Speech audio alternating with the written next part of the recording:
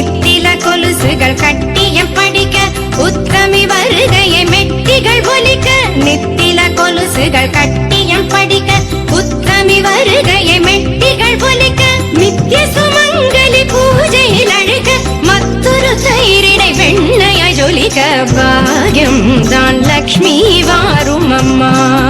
என்னையே சௌபாகியம் தான் லக்ஷ்மி வாரும் அம்மா விருட்சமாய் தனம